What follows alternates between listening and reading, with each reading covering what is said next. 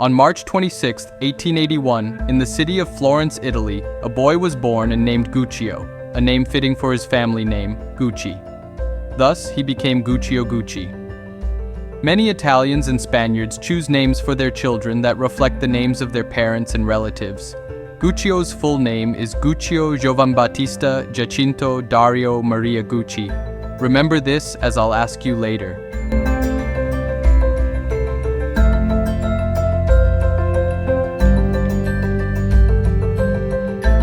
Surely you recognize this child. His last name hints at what he will do in the future. Guccio's parents were not in a bad situation since they owned a hat-making business. Guccio was taken to work there from a young age, but after a few years, the tables turned. Hat sales declined, and Guccio's father went bankrupt. The family, once comfortable, quickly became poor. By this time, Guccio had reached the age of 18 and told his parents that he did not want to stay in Florence. He wanted to go to London because there was more money to be made. Upon arriving in London, he was employed at the luxurious Royal Savoy Hotel. There, Guccio encountered various wealthy individuals and observed their attire and accessories closely, scrutinizing their clothes, shoes, hats, and even their suitcases. This was a special era, a time when the wealthy had to showcase themselves through their attire and appearance. Therefore, they purchased and wore expensive and extravagant clothing. Nowadays, anyone can buy expensive brands, even if it means going into debt with a credit card. But back then, only the wealthy could afford such luxuries. As days passed, Guccio watched these wealthy individuals and thought to himself, with his experience in hat making, that he could save up money to start a small leatherworking shop crafting and selling leather clothes to these affluent people. Although Guccio knew hat making, he was not skilled in working with leather or sewing items other than hats. He realized that if he wanted to succeed in this field, he needed to learn the finer details. So he resigned from the hotel and took a job at a leatherworking workshop. You might think that after 5 or 6 months of working there, he would start his own workshop, but it wasn't that easy, especially in a city like London where everything was expensive and competition was fierce. Guccio was smart and understood that he couldn't achieve his goal so easily, but he didn't lose hope. He decided to work in the same workshop and become a master craftsman. Believe it or not, Guccio worked there for 20 years, and by the time he was 40, he was confident that he was a skilled master of leatherworking. That's when he left the workshop and started his own small one. From the beginning, he told himself that if he wanted to stand out, he had to produce the best products. This workshop of Guccio's began operating, and you are witnessing the establishment of the Gucci Company. This very workshop would transform into the Gucci Company, thanks to the experience he gained over the years. He knew that people bought quality, so he put his all into it. Initially, there were no customers, but the women's leather bags and shoes he crafted were of such high quality that they quickly became a hit. Soon, the wealthy were coming to Gucci's workshop to place orders and wait their turn to receive them. The secret to Gucci's success was not only the high quality, but also that he didn't copy others. He tried to implement his own designs and was quite a good designer himself. When Guccio saw the orders and customers coming in, he got excited and hurriedly rented a larger workshop. He also added 7, 8, or 10 employees. They worked every day, but Guccio wasn't making a profit because the large workshop had high rent and the employees needed salaries. As a result, his income and expenses were barely breaking even, and he couldn't grow. Guccio reached the age of 50, but his business wasn't growing because there weren't enough wealthy people in the world to buy his clothes. However, during this time, Guccio's 3 sons grew up and came to help their father. These 3 brothers, Vasco, Rodolfo, and Aldo, grew up in hardship like their father, so they understood the value of work and had the same drive for success. The 3 sons saw that their father's large workshop wasn't profitable, but they knew the value of their work. They went to their father and suggested that the best course of action would be to open another workshop in Rome. Guccio thought it was a big risk, but when he saw his son's motivation, he agreed. This was the best decision the family made. The Rome workshop made Gucci global, and they were no longer dependent on just a few customers in London. Times had changed. Until a few years ago, only multimillionaires could afford these products, but the Gucci sons advertised in such a way that even ordinary people were encouraged to buy. These advertisements led ordinary men to save up and buy a Gucci bag as a gift for their wives. Gucci became the first luxury brand to bring its products to the ordinary people, which multiplied their success. By 1953, the Gucci brothers decided to open a workshop in New York, capturing the American luxury market with the same previous strategy.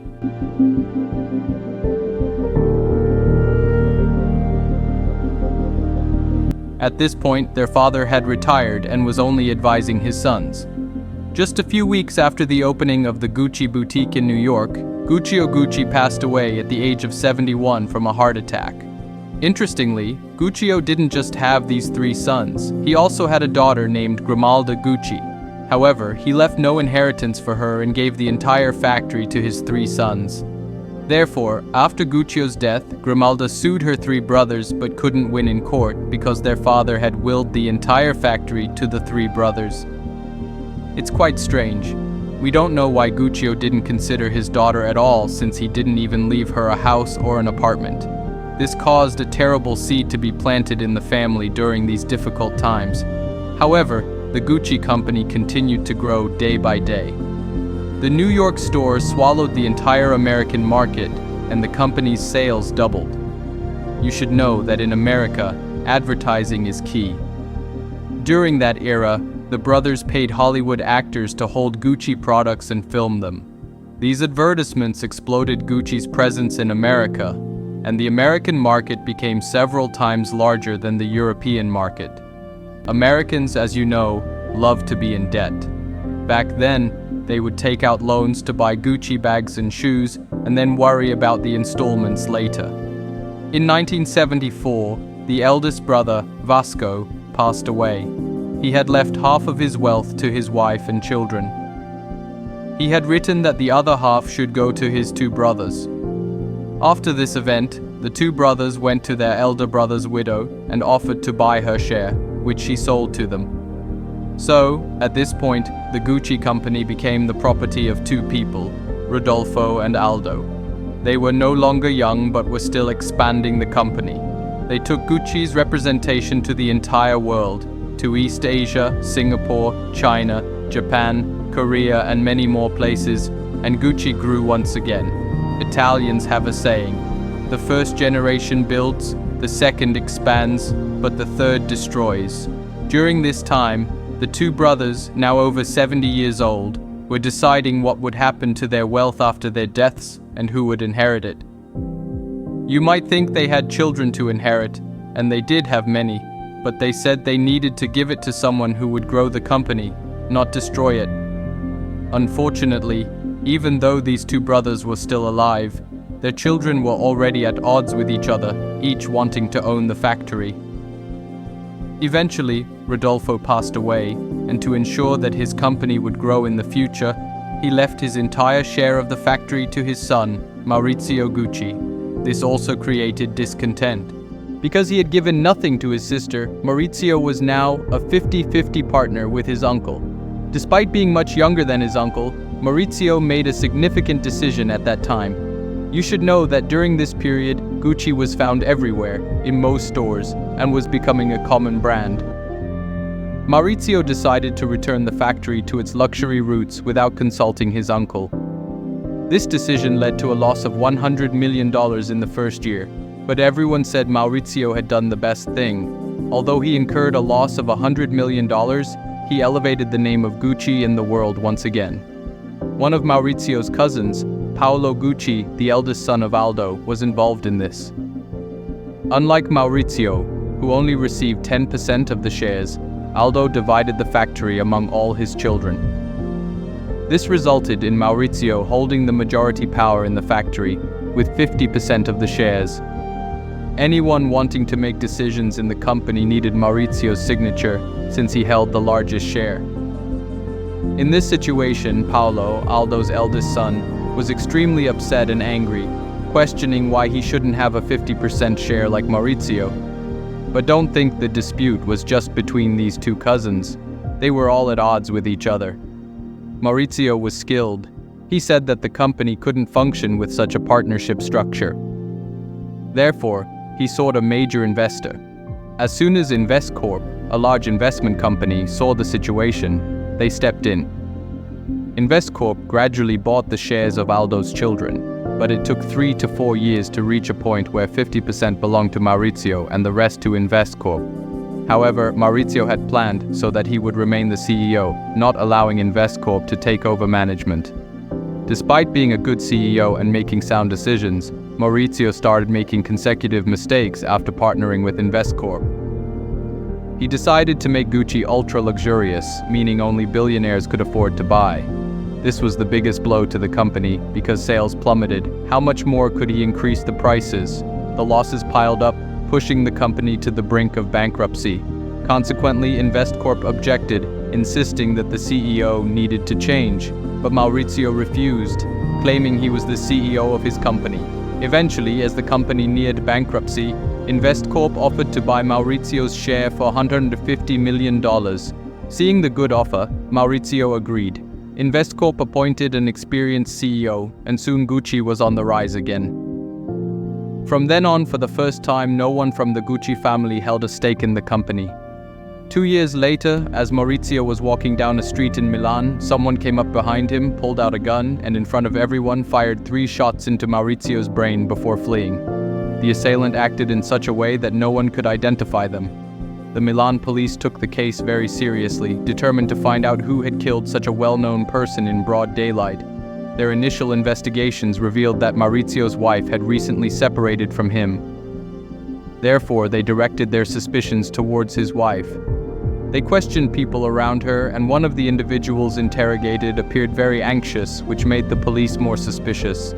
Under questioning, the individual inadvertently mentioned that Patrizia Reggiani was looking for someone to kill her husband. The police quickly went after Patrizia and arrested her. The hired hitman was also arrested. Patrizia was sentenced to 29 years in prison, while the hitman received a life sentence. Patrizia was pardoned after 19 years in 2015 and is still alive, living in Milan. But let's see how the company is doing. The company is no longer in the hands of a single family, constantly at odds with each other. Investcorp took the company higher and higher. In 1997, they took Gucci public, and the company grew even more. Currently, the largest shareholder of Gucci is no longer Investcorp, but a French luxury company named Kering. Kering owns many luxury brands such as Balenciaga and Boucheron. It seems the Italian saying was right. The first generation builds, the second expands, but the third destroys. Most of the world's large companies have gone through similar fates and are no longer owned by the founding families. One of the reasons these companies are no longer family-owned is the stock market. Many have gone public, becoming publicly traded companies. Companies like Ford and Ferrari, which still have the founders' families holding shares, only own about 10%, while the remaining 90% is owned by other companies and the public. Thank you for joining us on this incredible journey through the fascinating story of Guccio Gucci and the rise of the legendary Gucci brand. From humble beginnings in Florence, overcoming family bankruptcy, and mastering leatherworking, to going global with his sons, Gucci's legacy is all about resilience and innovation. Despite family conflicts, the brand thrived and is now part of the French luxury conglomerate Kering. Today, Gucci is a symbol of luxury and creativity. We hope you enjoyed this story and invite you to like, share, and subscribe to Did You Know for more awesome tales. Stay curious and keep exploring. We release new videos every week. For our next video, we'll dive into the mysteries of the Bermuda Triangle, exploring its history, theories, and the unexplained disappearances that make it one of the world's greatest enigmas. Stay tuned.